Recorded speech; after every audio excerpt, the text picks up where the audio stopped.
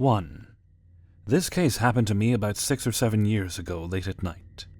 I talked with my friend on Skype while my family has slept. I told my friend I have to go to the toilet and I'll be back soon. I'm the kind of guy who turns on the lights when he goes. I tell this to make it clear that what I saw was not just a silhouette. I turned on the lights in the hallway, in the kitchen, in the corridor, and I went to the toilet. After I was done, I went out from the toilet into the corridor to wash my hands. So I turned to the bathroom. But from the corner of my eye, I noticed something unusual in the kitchen. I turned my head in that direction and I saw someone sitting at the kitchen table and staring right at me. I stopped, and my heart started to beat very hard and fast. It was a man in a black suit. He looked like a 40-year-old man. His eyes, especially, his iris was dark. Maybe dark brown. But I knew he was staring at me. For a moment I wondered what I'm going to ask him. Who the hell are you? But no sound came out from my throat. For a while I was still standing there waiting for something to happen. But that man did not move, neither did I. Suddenly, driven by the idea, I jumped into the bathroom and locked the door in myself. I washed my hands and my face with cold water. My body was trembling. I really did not know what to do, but I decided I will not stay in the bathroom. If this man was able to come into my house, he can get into the bathroom as well. I waited a few minutes before I opened the door again. This was the hardest part because there was nothing in the bathroom with which I could protect myself, so I could only rely on myself when seeing the man again. I tried yelling to the other members of my family to wake them up and help me. I opened the door a bit and quickly looked out into the corridor. Nothing. I opened the door wider and looked into the kitchen too. Nothing. I was afraid, but I came out from the bathroom and decided to look around the house. And checking every possible place where the man could hide after that. I checked the storage room, the toilet, the kitchen. I found nothing. Then I checked the front door. All the windows, everything was closed. So there was no way to get in. I did not even see the traces of someone who could have broken into our house. From my point of view, the whole event took no more than like 10 minutes. I went back to my room, and on Skype I told my friend what happened to me. He told me to check the clock. Look at how long it took. I was away for more than 1 hour. 2. Okay. So I've told this story to a lot of people because it's definitely the case that I grew up in a haunted house. And people are always up for hearing about spooky things. So the house my parents live in is an old Victorian that was built in 1880. Naturally, people died here and lots of different families were here as well. Nothing too out of the ordinary about that. The house has not undergone any extensive renovations other than to repair plumbing, heating systems, and repainting and removing wallpaper in some rooms. Essentially, the house is pretty much the same state as it was when first built, per request of the historic district it's in. On the second floor of the house, on the main landing, there's a floor-length mirror that was built into the wall of the house, in its ornately carved wooden frame. In a room adjacent to this landing, that's where the TV is, so I spent a lot of time in there growing up and just hanging out. When I was about 10 years old, I was sitting in there watching TV, and the volume was not up very high. Then, for some reason, I looked directly towards this hallway and landing area. I don't remember hearing any sounds that made me decide to look over. I then saw what looked like the end of a trailing sheet dragging across the floor of the hallway. First, I thought it must be my mom folding laundry in the bedroom across the hall, so I got up and walked to the doorway to see if she was in the bedroom. Lights were on in the bedroom, but no one was in there, and no laundry was on the bed, where she always folds laundry. The hallway was also completely quiet, and I couldn't hear anything. Not even the very quiet buzzing of the electrical circuit in the hallway lighting, which is always a bit loud because of the old chandelier that's there. I then remembered that my parents must be downstairs at the kitchen table chatting, which they always did at the end of the day. This table is very close to the base of the servant stairs, second set of stairs in the house, that was designed for servant access only in the 1800s, early 1900s. I stepped over to the stairs and called out for them very loudly, so I could find out if they were there or not, and get someone to come upstairs because I was officially freaked out at this point. Nothing. I yelled out for them again. Again, absolutely nothing. I couldn't even hear them talking, which was also strange. So now I was like, okay, we're going to maybe be pushed down these stairs by a random ghostly figure, if I don't get someone up here quickly. And I screamed so loud for them. My mom came quickly over to the stairs and seemed really confused by my yelling and asked what was going on. I asked her if she had heard any of my screams, and she said she had only heard the one just now, and they had been sitting at the table talking. I begged her to come upstairs and check the whole floor because I was so overwhelmed by this point. She checked everywhere and nothing was happening, and no one was around. The cats were also downstairs, so I had been the only one on the second floor. Years later, I talked to my dad about this extensively, because for some reason we never really talked through it together. He told me that the mirrors in these Victorian houses were designed to be on these second-floor landings, and in the walls, so that the women in the family could walk down the hallway and be able to see their entire dress, including the trains dragging behind them. 3. I was never a true believer due to never actually experiencing anything. I like to see and feel things for myself before I make my mind up on what I choose to believe. I have had 3 separate experiences in my life, one of which I am still unsure of. I was in bed and it was the middle of the night. I had been asleep for a while, but woke up because I usually do that from time to time. However, I was completely still. Now, I'm not sure if it was still voluntary or because of sleep paralysis, as I didn't try to move. I remember this clearly. I sleep with a fan on, so it's easy to hear if something moves in front of it. I felt 3 taps on my arm and then heard something walk past my fan. In the moment, in my tired state, I thought it was my roommate messing with me. However, I kept my door closed, so it's not likely they would come in my room just to tap my arm. I then realized something was either in the room and I should stay still, or it was just my brain making it up. I didn't want to move because I was frightened. I eventually fell asleep, however, and never really thought on it too much again. That is, until the next experience that 100% solidified my belief. I don't know what it is, but every time I think of this kind of stuff my eyes water and I never cry. I was sitting at my computer playing the newest Doom game. By the way, fantastic game. I use a wired mouse and I had an empty plastic cup next to the mouse. I noticed the cup moved in an odd way out of the corner of my eye, like someone knocked it back and forth rapidly. I noticed this and thought it was really odd, but maybe my wire hit it and made it move. So I tried to recreate the movement again. A few tries later and I couldn't do it again, so I stared at it. Then on its own, it moved again. I was paralyzed with a mix of fear and curiosity. This fucking cup moved on its own, and I saw it. I witnessed something so unusual and I couldn't explain it one damn bit. I was so astonished, I just sat there in disbelief. I felt like I couldn't do anything but sit and think about what had happened, and I felt alone. My roommates were out of the apartment, and only my roommate's dog was there. He was in the living room, so I decided to go seek comfort from him. He came and sat next to me on the ground, staring at the corner of the room in the dark. He wouldn't stop staring at whatever it was, but I felt safe. I don't remember what happened after that, but I do remember saying to myself in the mirror to never forget what I witnessed. I know what I saw. The next experience I had was actually a shared one. I called in sick to work one day and my roommate was in the shower. When he got out of the shower, he called me in the bathroom to look at the mirror. There was a handprint on the mirror, so big and long, too long to make up. I don't believe my roommate did it himself. The handprint was twice the size of my hand, and I even put a banana for scale next to it. Anyway, sorry if this was lackluster, but those are my only experiences I have had. To be honest, no matter how much it frightens me, I wish to have another experience like the cup, or even a more intense one. Everything that happens can be explained by science, I am 100% certain. So if I witness something I can't explain, it makes me giddy with excitement to think that we have yet to prove what these mysteries are. And I know for certain, be it tomorrow or 300 years from now, we will find a scientific reason behind what these phenomena are. Thank you for listening. 4. So I know this is going to sound like BS, but I swear it's not. I have no reason to lie and no reason to seek clout. I just wanted to share the story of my friend's ghost that lived in her closet and the encounters we had with her.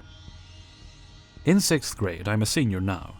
I had a friend. To preserve her own anonymity, I'll call her Jenny.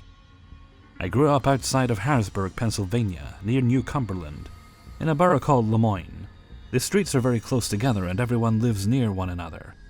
And Jenny was no exception. I would walk over to her house and watch television or anime with her, as kids do. I don't remember exactly how the topic of her ghost came up, but we were all very invested in the paranormal, Jenny, me, and our whole slew of friends. Now, if you've ever been to Lemoyne, you would know that most of the houses are old and were added on, refurbished, remodeled, expanded, etc. And most of these old houses are now townhouses. I think this is why Jenny had 2 closets. One closet was always closed for the most part. It was deep and it was always dark. The closet Jenny actually used to hold her clothes was on the opposite end of the room. This is why she never used the first closet. Jenny's room was always very cold, unnaturally so. The door would open and close often, and it just generally didn't feel right. Jenny had shelves across the length of her room, and on those shelves were the creepiest porcelain dolls, still in their boxes. Heirlooms from one of her relatives, I think. I never asked for specifics. The dolls would move in their boxes. They would turn one way or the other, always when we weren't looking. Repositioned enough for us to notice a definite change in their pose. It was spooky as hell. Jenny called her ghost Mandy, and she said she was a little girl. Jenny also had a young sister, probably 3 or 4 at the time, and Mandy hated her. She would be scratched frequently. If her sister was in the room with us, we would be scratched too. We wouldn't notice them until later, as they didn't hurt, but I think they hurt her sister. These were on our arms for the most part, looked like someone clawed us, and looked like they were scabbed over in the way cuts do after a couple hours, always 3 of them. I think Jenny's sister got them on her back, and they were a lot less superficial. It got so bad Jenny's mom forbade Jenny's sister from going in her room. I had a phone back in 2012. One of those phones with the full keyboard that you turn on its side and slide up. I took a picture of Jenny's open closet once, and unfortunately I no longer have the picture, as the phone is probably in a landfill. But it clearly showed a girl's face, partially hidden by the clothes Jenny had hanging. Mostly fancy stuff and her dad's old suits. Eyes, nose, lips, hair, the whole 9 yards. Just her face, peeking out. Almost shyly. There wasn't any real malice in her gaze, not that I remember, she was just there. Well, Jenny's ghost became common knowledge among our friend group. So we decided to have a sort of junior seance, so to speak. I think there were 7 other people that came over for this. It was a whole planned event. But we knew better than to bring a Ouija board. 7 people plus Jenny and I, so 9 in total.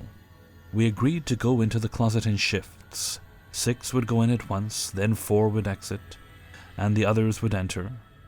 Since there wasn't a whole lot of room, it was big, but not big enough to hold 9, 11 and 12-year-olds at once. And a couple of our friends fancied themselves psychics. It was all very juvenile, and we were excited. I was one of the 3 who wasn't inside the closet at the time. Convenient, I know, but bear with me. The other 2 and I were pressing our ears to the door to hear what they were saying, when all of a sudden we hear screaming and they're beating down the door, bowling us over, scrambling out of there. Apparently one of the girls who believed she could talk to ghosts placed her iPhone 3 or 4 or whatever she had on a little shelf in the closet, and said, "If you're here with us, move this phone," or something to that effect. According to the other friend who was in the closet, she had to repeat it a couple times. It was all very muffled. The door was really thick and we couldn't really make out what they were saying, which is why we didn't hear what happened until they started screaming. Before the psychic friend could finish asking again, the phone apparently chucked itself across the closet and smashed into the wall like someone had thrown it. That's when they came out. Needless to say, we were all well and spooked and decided to call it a night. We never spoke about Mandy again. My friend Jenny's ghost is something I still struggle to explain to this day.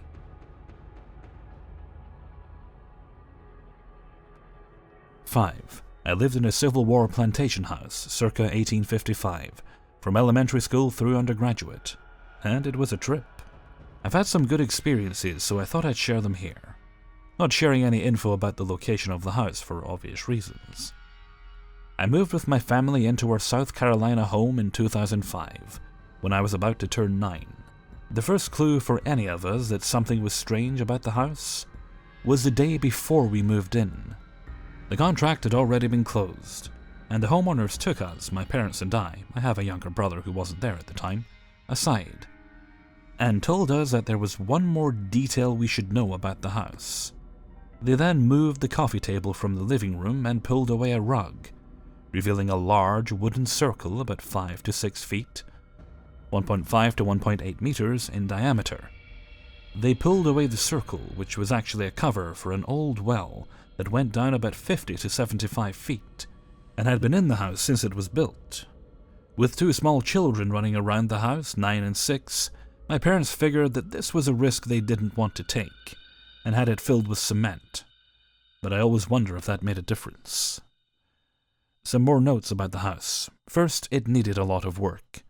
We pulled out the flooring on the first floor entirely, and redid the balcony which originally would have served as the main entrance to the house.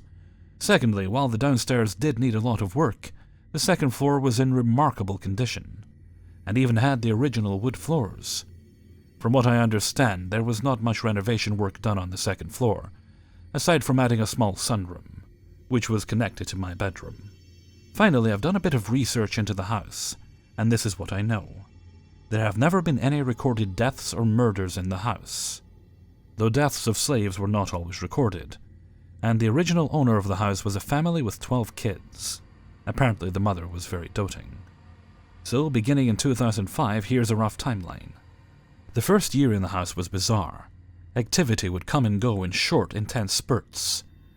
In my room, I noticed mostly small shadows and little balls of light, which would last on a split second. The most notable thing that happened was that one night, as I was laying in bed, I heard a terrible screaming that came from the room next to me. It scared me stiff. I hid under the covers the rest of the night. I would continuously see little disturbances in the air, like waves of heat coming off hot asphalt. My brother was seeing these as well. My parents are skeptics, and told us not to worry about it. There was a time when I was on my side in bed, and being the young emo I was, had long bangs that fell in front of my eyes. I distinctly remember someone pushing my bangs up and behind my ear. The stairs were notoriously hard to climb, and every single person who consistently went to the house, including everyone who lived in, has fallen on them at least once. I occasionally felt a hand on my back as I was going up them, as though someone were guiding me. Years later, my mom also admitted that she's felt the same thing. In 2009, I'm in 7th grade, and I moved to a bedroom down the hall with the sunroom. Things continue to get weird. I hear unintelligible voices and even occasional laughter. There are still plenty of orbs and shadows. I was very into anime, still am, and had several anime figures which I kept at the top of a tall bookshelf, maybe 7 or 8 feet. I would often find them moved around, laying on my bed or on the couch in the sunroom. One of them who had her arms spread out, I even found hanging in between the arms of my soccer trophy. At this point I got a cat, Mew, who I still have. She's an old girl now, and yes, she was named after the Pokemon. Mew would follow things with her eyes or yell at things I couldn't see. One night in particular, I distinctly remember sitting in bed reading when Mew started making a fuss at my feet.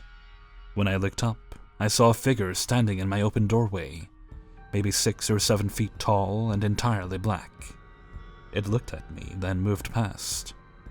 I was shaken, but I hadn't gotten a bad feeling from it. Speaking of Mew, her other paranormal highlight was when I was in high school. I was watching TV in the living room late at night, with her in my lap, when all of a sudden she stands up and spreads all 4 paws out over me, in what was clearly a defensive position. She begins hissing at something over my shoulder, and I freeze as a terrible feeling of dread and fear overtakes me. I don't know how long it lasted. It felt both long and short, if that makes sense. But when it finally did go away, it went all at once. Mew settled back down into my lap, and nothing like this has ever happened since. The most terrifying incident to me occurred when I was roughly in 10th grade. I used to sleep in a twin bed that had belonged to my uncle, who was killed in a motorcycle accident before I was born. Eventually I got a new bed, and we moved that into the guest room, where we also kept a TV. One afternoon I was watching TV in the room, sitting on said bed, and out of the open door I could see across the hall into my room. I had an iron bed with a headboard made of slats. Every couple of seconds or so, I could see the space in between the slats go black, like something was passing between them. I ignored it and continued to watch TV.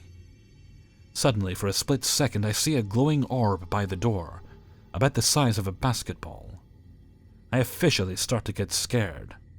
But it was the I can't move sort of scared, and I continued to watch TV. Finally, as I was sitting, something behind me started to scream. There was definitely no surround sound, we were too poor for that. It was a very fast scream, like someone had been cut off right in the middle. At that point, I jumped up, ran downstairs, and called my friend to see if I could come over to her house. Things begin slowing down after this. Perhaps it's due to me getting older, or maybe the house is getting used to me being there. A tapping starts on my closet door. A couple knocks every few seconds or so. I'm tired and trying to do homework, so I yell, "Could you please knock that off?" The knocking stops and does not return. I begin to feel something crawling into bed with me, not a person. It feels like a cat. But mine isn't there. It paws around my bed but never hurts me. I wondered if it was my grandmother's cat, who passed away in the house about 2 years after we moved in. I also begin to hear footsteps much more often. These are methodical, though. I hear them walking from the bathroom, down to the end of the hall, then back down and into my room. They circle the bedroom once, go into my sunroom, then go back out again and retreat to the bathroom to start the cycle over again. This happened many, many times, often for hours on end. Something threw a Q-tip at me while I was in the bathroom. Finally, I saw an apparition through a wall. A man with dark hair and a blue shirt. He looked a bit like my father. Bonus, my mother's account. My mom is strictly a skeptic, but other than the hand on the back thing, there's only one other time she came to me with a story. My father snored quite loudly, and in order to get some rest, my mom would sometimes go sleep in the guest bedroom. One day she told me that when she had laid down, she heard people talking, almost like a radio show. She got up and knelt down to the floor, but heard nothing. Upon getting back into bed, however, she could hear the voices again. They seemed to be coming from within the bed itself. And that's the highlights of my time in the South. I've had other weird paranormal experiences in other places too, but there's no place like home, you know? Anyway, none of my friends ever wanted to sleep over. You can probably guess why.